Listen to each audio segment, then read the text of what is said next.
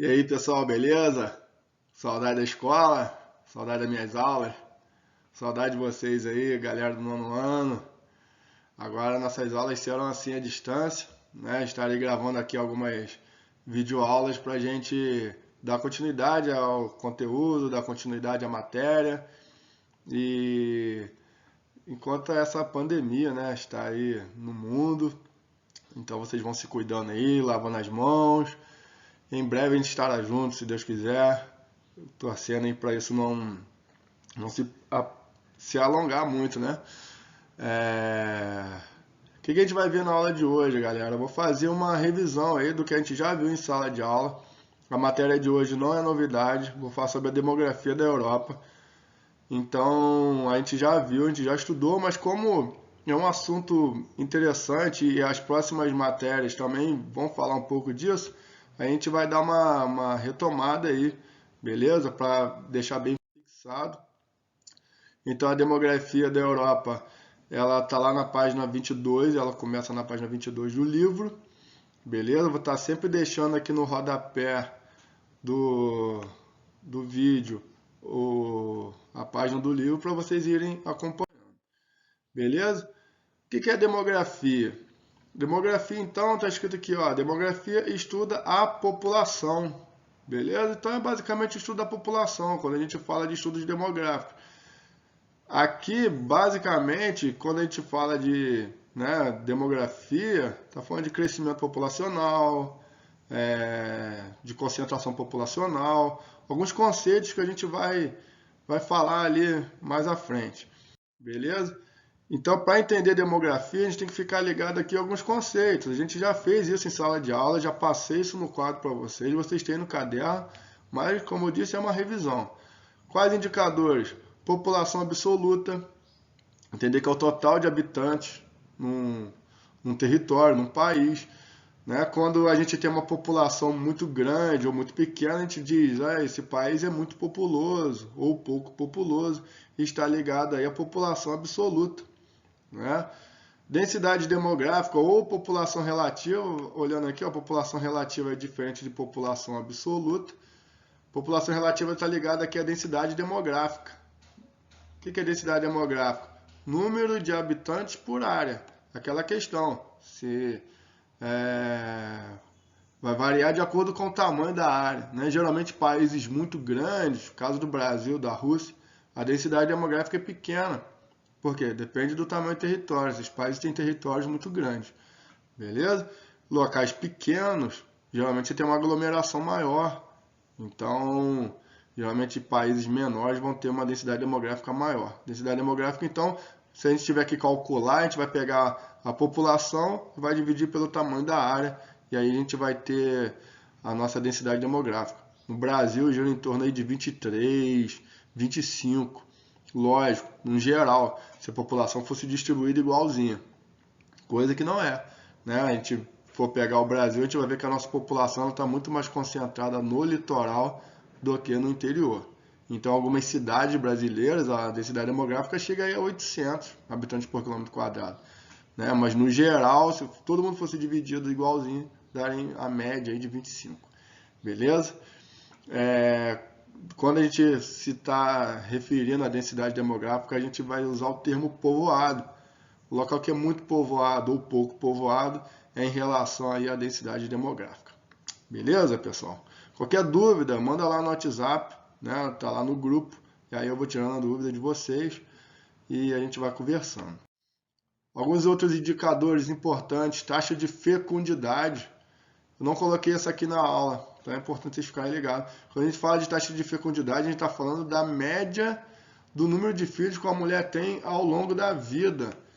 Então, vamos supor, vamos pensar aqui que nossos avós tiveram muito mais filhos que a nossa geração. Então, quando a gente fala disso, a gente diz que a taxa de fecundidade no passado ela era maior.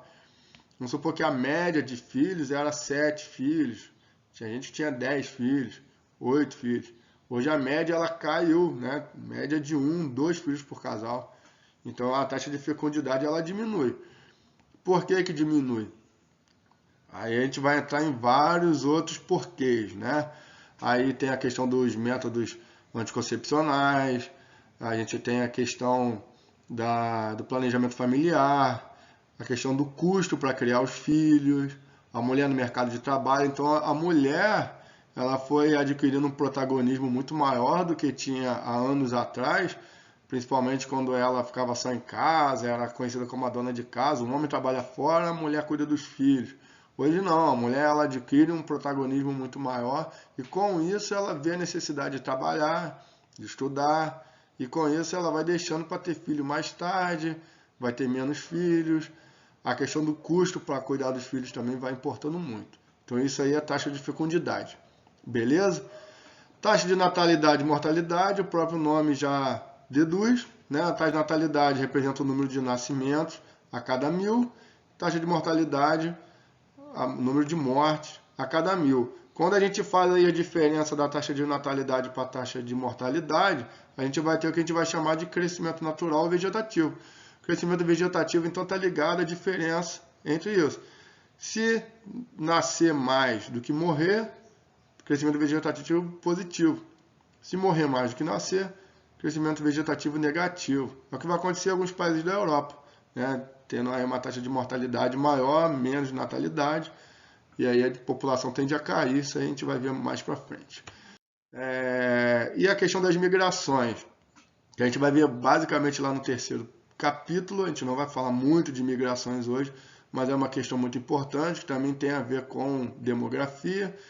Migração, né? Migrações, todo deslocamento populacional no espaço é considerado imigrante aquele que chega num local, é considerado imigrante a pessoa que vai embora, né? Mora aqui na cidade, mora aqui no país e vai embora. Aqui ela é um imigrante, onde ela chega é um imigrante. Saldo migracional, migratório, diferença entre os imigrantes e emigrantes, ou seja, a população está crescendo, está diminuindo, está chegando mais gente ou saindo. É basicamente isso. Questão das migrações, como eu falei, a gente vai ver melhor lá no terceiro capítulo. Beleza, galera? Continuando nossa matéria aí, vamos passar para os indicadores socioeconômicos. Diferente dos indicadores demográficos, socioeconômico está mais ligado aí à questão qualitativa, uma análise mais de qualidade de vida econômica dos países, uma questão mais social, né? Tanto econômica quanto social. PIB e renda per capita, esse que a gente vai falar aqui agora, né? Está ligado diretamente aos indicadores econômicos de um país. Como que mede a economia de um país? Primeiro pelo PIB, sabendo que é tudo que ele produz durante o ano, toda a riqueza. O PIB é dado em dólar, né? Então, por exemplo, a gente pode ter uma ideia aí que o PIB dos Estados Unidos fica geralmente lá na casa dos 18 trilhões por ano, enquanto que o PIB brasileiro fica aí na casa de 1 trilhão. Então, é medida em dólar. A renda per capita, a gente vai pegar o PNB, que é um pouco diferente do PIB, parecido com o PIB, mas é tudo que fica em território nacional. Então, por exemplo, se você tem uma fábrica da Coca-Cola no Brasil, mas a fábrica da Coca-Cola, apesar de ela estar no território brasileiro, ela manda o seu capital para a empresa, para o seu país de origem, que é os Estados Unidos, essa renda ela conta no PIB, mas ela não conta no PNB. PNB é apenas vamos dizer, a renda que fica no país, é o produto nacional, beleza? Pegando o PNB, dividindo pelo total da população, a gente vai ter a renda per capita. Para que serve? Só para a gente ter uma ideia da média de quanto deveria receber se a renda fosse distribuída igual para todo mundo. A gente sabe que não é. Tem uma grande diferença de renda no Brasil. Uns ganham muito mais, outros ganham muito menos. Quanto mais longe da renda per capita, a gente vai descobrindo essas diferenças do tamanho da renda, diferença de renda no Brasil. Beleza? Outros indicadores, expectativa de vida, que é referente ao número de anos que se espera que uma pessoa viva. Como eu sempre digo, não é porque a expectativa de vida é 80 anos que todo mundo vai viver até 80. Alguns vão viver mais do que 80, outros vão viver menos. É a média, mas é uma esperança. Quanto maior a expectativa de vida, melhor para o país, porque ele é um indicador de saúde. Os países mais desenvolvidos no mundo têm a expectativa de vida lá em cima, tem as melhores expectativas de vida, né? Porque como que ela vai indicar saúde? Um país que tem um bom condição de hospitais, de vacinas, de remédio, uma boa qualidade de vida, as pessoas tendem a viver mais. E ao contrário também, né? Quanto menor a expectativa de vida, ela mostra que aquele país não tem estrutura hospitalar, né? Questão de vacina, de exame, de remédio, e as pessoas tendem a morrer mais cedo. Beleza? Mortalidade infantil também está ligada à saúde, referente ao número de crianças que morrem antes de 1 ano. Então, aquele bebezinho que morre antes de 1 ano, né, quanto mais mortes nós temos, é um indicador que a saúde daquele país não é boa. Que aquele país tem deficiência em vacinas, em questão hospitalar. E é por isso que é importante a gente estudar aí a questão da mortalidade infantil. Os países mais desenvolvidos têm uma mortalidade infantil muito baixa. É geralmente medida a cada 1.000 crianças que nascem. Por exemplo, o Japão tem uma média de 3 por 1.000. Ou seja, a cada 1.000 crianças que nascem, morrem 3. É uma taxa considerada muito baixa, muito boa para o Japão. Tem países africanos que é mais de 50. Então, a taxa considerada muito alta. A mortalidade infantil é um indicador de saúde. Outro indicador importante, taxa de alfabetização, percentual de pessoas além de 15 anos que sabem ler e escrever. Muito importante para um país ter a sua taxa de alfabetização quanto mais próximo de 100%. Não imagina que você tem analfabetos que não sabem ler bula de remédio, receitas, né? Não sabe pegar ônibus sozinho. Isso tudo atrapalha a qualidade de vida de um país. Taxa de desemprego também é uma questão social muito importante, né? Quanto mais desempregados no país, mostra que esse país ele economicamente não é tão legal, e quanto mais pessoas sem emprego, provavelmente é mais pessoas passando fome, mais pessoas passando necessidade. Então são alguns indicadores importantes, tanto na questão econômica, na questão social. Indicadores socioeconômicos. Beleza, pessoal? Quando a gente for falar aqui da questão europeia, nessa primeira aula, a gente vai estar se referindo aí a alguns indicadores desses aí. Beleza? O indicador, de repente, mais importante na questão da qualidade de vida é o IDH, porque o IDH ele vai reunir 3 categorias diferentes. Ele não vai ficar em apenas um, né? Ele vai reunir renda, mas também saúde e educação. Isso quer dizer que um país ele pode ter um PIB lá em cima. Né? Eu falei isso em sala de aulas, um exemplo maneiro disso é a China. A China é o segundo maior PIB do mundo. Mas se a gente for analisar a questão de saúde, a questão de educação na China, que não é tão desenvolvida assim, quando a gente vai somar esses 3 indicadores para fazer o IDH da China cai, apesar dela ter o segundo maior PIB. Então, para se ter um IDH bom, muitas vezes nem é tão importante ter um grande PIB, mas o importante é a questão social. Daí faz da Noruega ser o país mais desenvolvido no mundo na questão do IDH. Por quê? Porque todos os indicadores são bons, principalmente os sociais, de saúde e educação. Beleza? Como é que é medido o IDH? De 0 a 1. Quanto mais próximo de 1, mais desenvolvido. Quanto mais próximo de 0, menos desenvolvido. Geralmente, então, fica em 0, algum número. O Brasil fica na casa do 0,7. Já países mais desenvolvidos, como Noruega, fica na casa de 0,9. Né? Então, a nossa tendência, né, é sempre procurar melhorar nosso IDH, mas para melhorar ela tem que ser bom aqui nos 3 indicadores. Como que a gente mede renda? Geralmente no PIB. Como que a gente mede saúde? Tendo boa expectativa de vida, tendo baixa mortalidade infantil. Como a gente mede educação? Com menos taxa de analfabetos, né, com uma boa taxa de alfabetização e com uma média boa de anos que você fica na escola. Também não adianta entrar na escola, aprender a ler e escrever e parar de estudar e evadir. Isso também é levado em consideração aqui no IDH, o número de anos que você fica na escola. Então você termina o ensino fundamental, você vai para o ensino médio, termina o ensino médio, você vai para a faculdade, acabou a faculdade, você faz uma pós-graduação. Isso tudo vai contando aí para o IDH. Alguma dúvida, pessoal? Lembrando o WhatsApp lá, pode mandar a sua dúvida. Beleza? Continuando aí, então a gente vai agora pegar o livro, lá na página 24, e ver alguns aspectos demográficos da Europa. Beleza? que a gente vai ver aqui? O continente europeu abrange uma área aí de 10 milhões de quilômetros quadrados. Se a gente for pegar aí o Brasil, a gente vai ver que o Brasil tem na casa de 8, né? Por aí. Então, a Europa não é um continente tão grande assim, né? Embora geologicamente possa ser considerada uma península asiática, sua história e seu desenvolvimento socioeconômico o colocam como destaque no espaço geográfico mundial. O que é isso? Se a gente olhar no mapa aqui, tanto a Europa quanto a Ásia, aqui que eu estou circulando, né, elas vão formar um único grande bloco de terra. Por isso que ela vai formar um continente que a gente vai chamá-lo de Eurásia. Por quê? Porque todos os continentes do mundo, né, vou pegar aqui uma outra cor, a gente pegar aqui, por exemplo, a América, né, ó, circulei aqui a América. O que diferencia, o que separa um continente do outro, geralmente é o oceano. Então você tem a América aqui, você tem a África aqui. O que está separando esses dois continentes? O Atlântico. O que está separando aqui a África da Oceania, por exemplo? O Oceano Índico. Você não tem uma separação da Europa com a Ásia, né? Não tem, se a gente olhar aqui é tudo junto. Então ela é conhecida como Eurásia. E a Europa é conhecida aqui como uma península asiática, né? Como uma porçãozinha de terra que se estende para dentro do oceano, como se ela fosse uma península.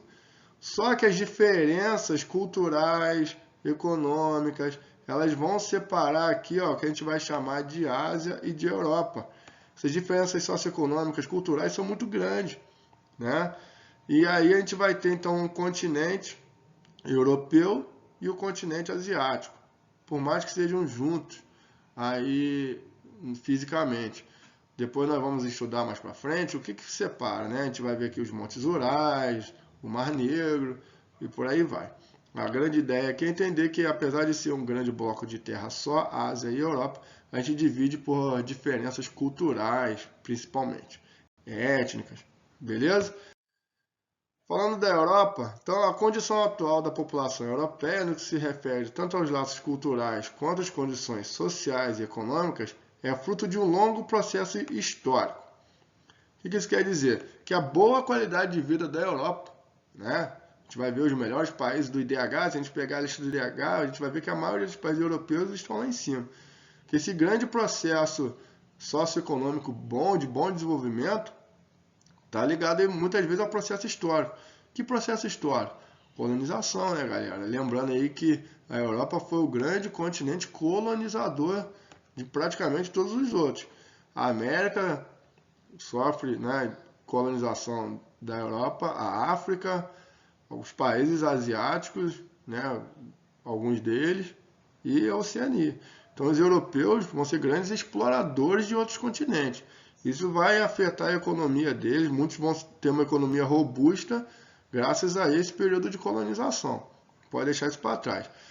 Mas está dizendo aqui que também pelos eventos que ocorreram recentemente. Se a gente for pensar isso, pós-Segunda Guerra Mundial, questão do Plano Marshall, que ajudou muito aí os países europeus a melhorarem socioeconomicamente, principalmente economicamente. Beleza? Na questão demográfica, a gente vai ver aqui que o continente europeu apresenta a segunda maior densidade demográfica entre os continentes, exatamente pelo seu tamanho. Como eu disse, 10 milhões de quilômetros quadrados é considerado um continente pequeno, mas é também bastante populoso. Isso vai fazer então que a gente tenha uma densidade demográfica alta. Embora não seja todo o continente que seja povoado, a gente vai dar uma olhada nisso daqui a pouco. Beleza? A população absoluta da Europa inteira passa de 750 milhões de habitantes. O país mais populoso da Europa, a Alemanha, aí, com 81 milhões de habitantes. O mais populoso da Europa, que é a Alemanha, tem 81 milhões de habitantes, não chega nem a metade do Brasil, que tem mais de 200. Né? A metade do Brasil seria 100, nem a metade que a Alemanha chega. Né? Só para a gente ter uma dimensão do Brasil. Depois vem França, Reino Unido, Itália. E na questão da população relativa, o mais aí, né, com a densidade demográfica maior é Mônaco, com mais de 25 mil habitantes por quilômetro quadrado. Depois a gente vai falar melhor de Mônaco, né? Vai ver o que é Mônaco, na verdade. Quando a gente vai pegar aqui na questão da densidade demográfica da Europa, Olhando esse mapa aqui, a gente vai ver que existem alguns lugares mais populosos do que outros. Na verdade, mais povoados do que outros, né? Lembrando que povoado é o termo que a gente se refere à densidade demográfica. Alguns lugares tem mais gente concentrada. E se a gente for observar, vai ser os lugares menores, né? Como Bélgica, Holanda aqui. Mas se a gente fosse dividir a Europa em 3 partes, né? Se a gente chamasse aqui, sei lá, de esquerdo, no meio e direito, né? A parte mais desenvolvida, que tem mais gente aqui, né? Vai ser a parte central da Europa. Vamos dizer, né? A Europa Central. Por que Europa Central? Porque vai concentrar aqui os países de melhor economia. Né? Pegando aqui desde o Reino Unido, embora eu deixei fora aqui, Reino Unido, Alemanha, Itália, Suíça e por aí vai. Beleza? Os países com a melhor economia são os países também que vai atrair mais gente. Lá no terceiro parágrafo, o terceiro capítulo, a gente vai ver que existe na Europa um grande fluxo de pessoas saindo desse lado para esse. Por que esses países são mais desenvolvidos? Aí vamos lembrar lá da questão da Guerra Fria, que separou a Europa, né, num lado socialista, num lado capitalista. Então, o lado capitalista mais desenvolvido atrai mais pessoas, e por isso ela tem uma quantidade de pessoas maior, uma densidade demográfica maior.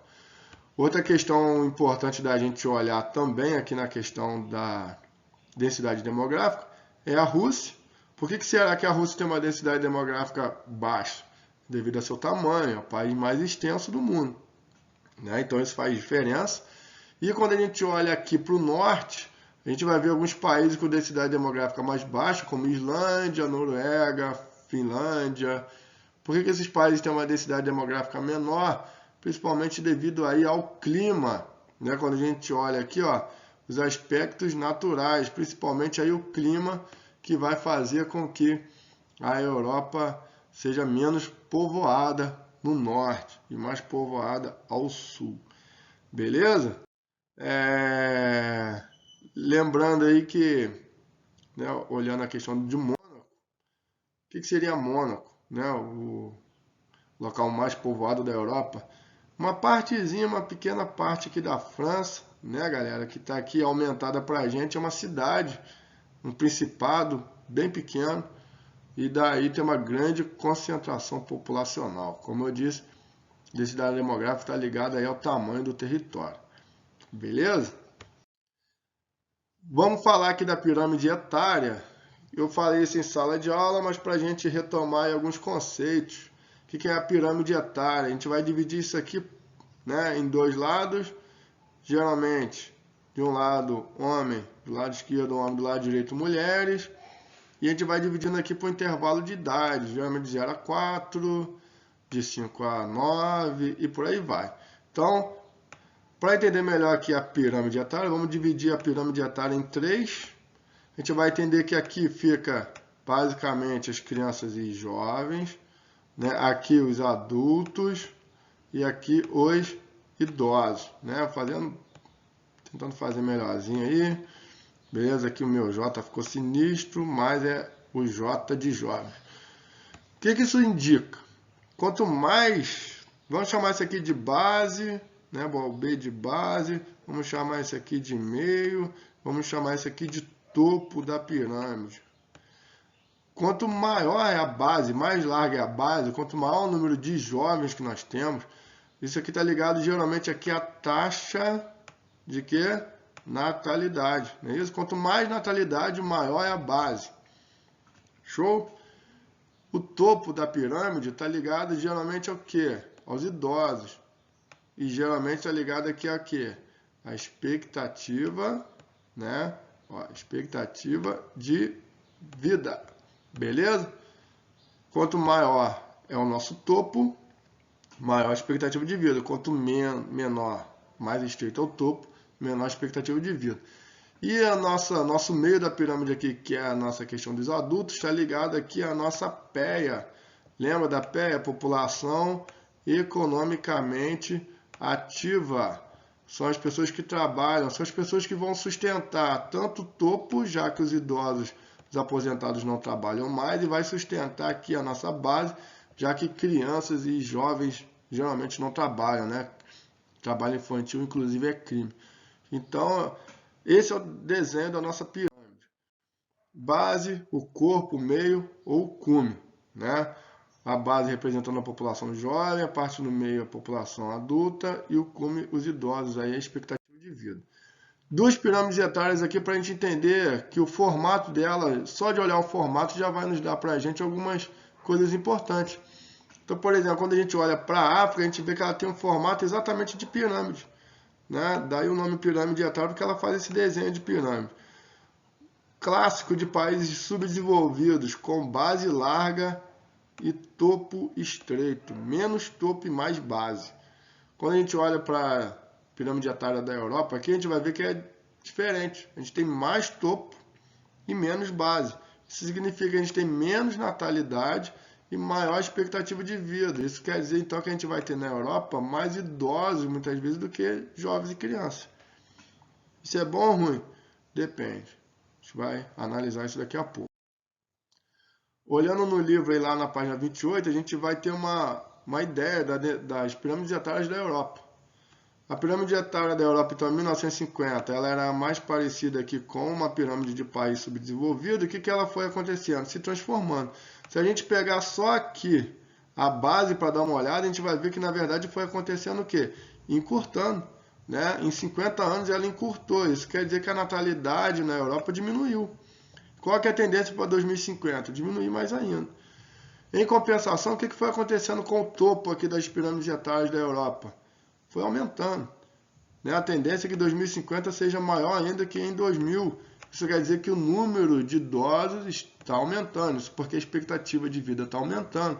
Isso é bom. Qualidade de vida boa, as pessoas vivem mais, o topo aumenta. Isso é ótimo. Todo mundo quer viver mais, todo mundo quer que o país tenha boa expectativa de vida. Beleza? Quando a gente olha para a expectativa de vida de alguns países europeus, a gente vai ver que grande parte, principalmente do que a gente vai chamar aqui de Europa Ocidental, aquela Europa capitalista lá da Guerra Fria, vão ter expectativa de vida aí acima de 80 anos. Olha só, coisa boa, né? Como eu estou dizendo, expectativa de vida é uma coisa boa. Ela demonstra a qualidade de vida dos países, né? Isso é bom. Então, mais de 80 anos. Enquanto que os países aqui da Europa Oriental, do leste europeu, os países que foram socialistas lá desde na Guerra Fria e aliados à União Soviética, tem uma expectativa de vida mais baixa. Porém, né, essa questão aí do envelhecimento populacional da Europa, isso vai causar algumas consequências, beleza? Que a gente tem que ficar de olho aí. Principalmente na questão de quê? Principalmente na redução da população economicamente ativa. A gente vai ter, né, a população da Europa diminuindo aí a mão de obra. Isso a gente vai ver lá no terceiro capítulo, que essa diminuição da mão de obra ela vai fazer com que a gente tenha mais pessoas indo para lá, para suprir essa mão de obra, ou seja, vai atrair uma grande mão de obra de imigrantes para tentar reduzir essa deficiência da mão de obra. A gente vai ter, diminuindo a mão de obra, a gente vai ter menos arrecadação de impostos, porque menos pessoas trabalhando, né? Isso é ruim. Então, a expectativa de vida, eu estava dizendo para vocês que é uma coisa boa, lógico, é uma coisa boa. Mas a gente tem que ficar de olho também que ela pode ter consequências negativas, é o que a gente está vendo aqui agora. Outra questão negativa, né, além da falta de mão de obra, que a gente vai falar isso até melhor lá no terceiro capítulo, que vai falar exatamente que vai impulsionar as migrações, a gente tem aqui os gastos dos governos com previdência. O que isso quer dizer? Mais gente ficando idosa, mais gente se aposentando, é mais gente para receber do governo. E quem é que garante o salário dessas pessoas? A PEA, a galera que está trabalhando. Como a gente disse que houve uma diminuição da PEA, quem é que vai sustentar? Como que vai sustentar? Então a gente começa a ter um desequilíbrio aí nas contas de previdência. Menos pessoas trabalhando, mais pessoas se aposentando, alguma coisa vão ter que se fazer aí, né, para tentar resolver essa situação, né, que a gente vai ter aí na Europa. Não só na Europa, mas o Brasil está vivendo um momento parecido, que é quando a gente vai falar em fazer reformas, né? Reformas trabalhistas e reformas da Previdência. Para quê?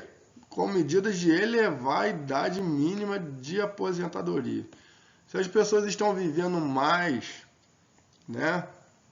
Estão se aposentando mais cedo, os governos vão buscar fazer com que as pessoas trabalhem mais, se aposentem mais tarde, para poder dar um choque menor nas contas da Previdência. Só que ninguém quer trabalhar mais, né? Você já trabalha até os 60 anos, você quer trabalhar até os 70? Ninguém quer, né? Acaba sendo para o povo pior desse ponto de vista. E aí tais medidas geralmente impopulares começaram a causar revoltas em muitos países na Europa, principalmente aqui na França e na Grécia. Né? E na página 29 tem aí uma matéria de protestos na Grécia sobre a reforma da Previdência. Isso aconteceu também no Brasil, né? Há pouco tempo atrás, aí, ano passado, questão do nosso presidente Bolsonaro, né, que fez várias campanhas para que a população entendesse o real motivo da, da questão da Previdência. Beleza? Falando que para a população entender que era necessário porque iria causar um desequilíbrio nas contas, com mais pessoas se aposentando.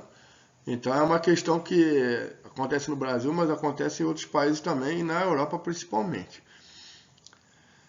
Bem, o livro ele traz a matéria, até isso tudo a gente já tinha visto em sala de aula, né, falando sobre a questão da previdência.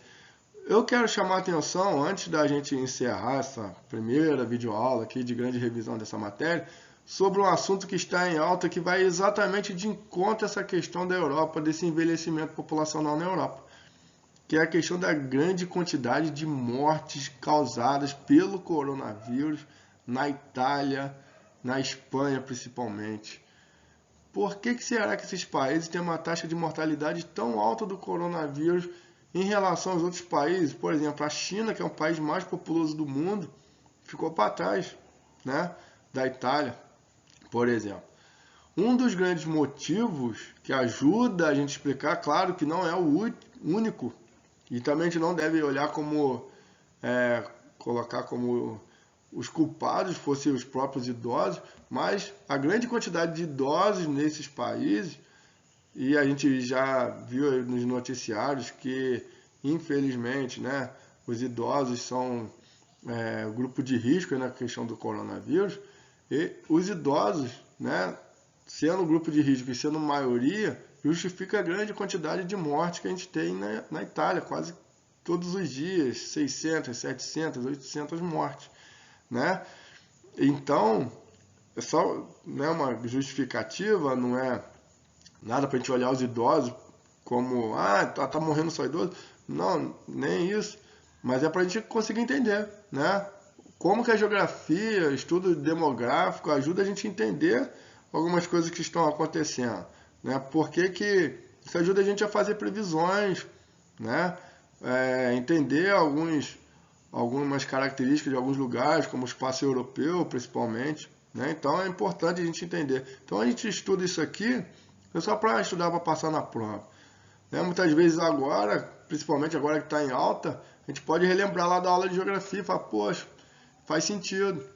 A Europa está com uma alta taxa de natalidade, alta taxa de mortalidade devido ao coronavírus, porque a Europa é o continente com muitos idosos, a expectativa de vida é muito alta, acima de 80 anos, então a média de vida é muito alta, né? Então, grande quantidade de idosos, sendo um grupo de risco, a gente vai ter uma taxa de mortalidade maior lá mesmo, né? Devido a isso. Qualquer dúvida que vocês tiverem, vocês podem me falar aqui no WhatsApp. São matérias que a gente já tinha visto em sala de aula, foi só uma grande revisão. Na quarta-feira eu vou postar um novo vídeo, vou passar para vocês com a matéria nova, já entrando aí para a gente falar da população asiática, que é o tema aí do nosso capítulo 2, que a gente iniciou os estudos aí. Beleza, pessoal? Gostaram da aula? Depois me diga aí, me dê esse feedback aí, o que vocês acharam, o que eu posso melhorar, se tá legal, se deu para ouvir bem, se o áudio estava legal, beleza? Depois vocês falam para mim, desejo para vocês aí uma boa aula, fique com Deus, um grande abraço, um beijo para todo mundo, saudade de vocês, assinem aqui meu canal, uma brincadeira, mas estamos aí para tentar ajudar vocês, beleza, pessoal? Um grande abraço, um beijo, até a próxima.